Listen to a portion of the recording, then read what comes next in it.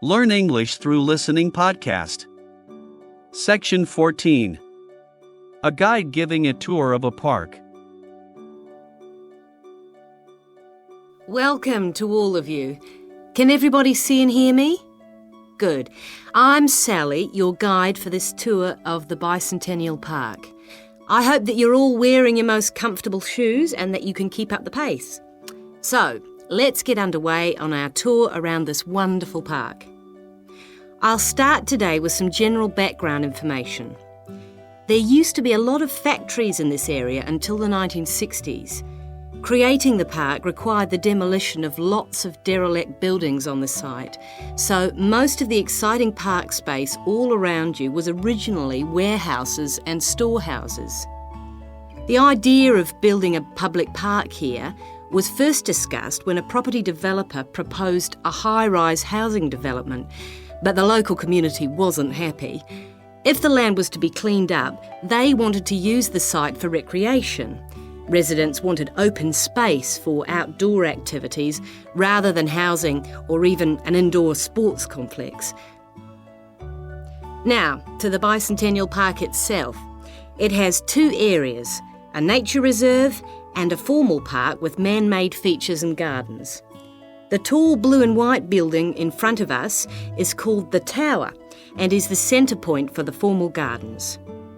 It stands 12 metres high, so follow me up the stairs to where we can take advantage of the fantastic views.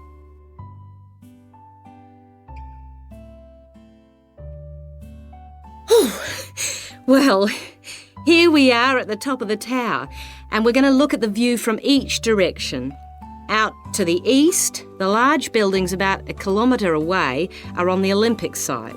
There's an indoor arena for gymnastics, a stadium for track and field, and a swimming pool for races and synchronised swimming, and also diving.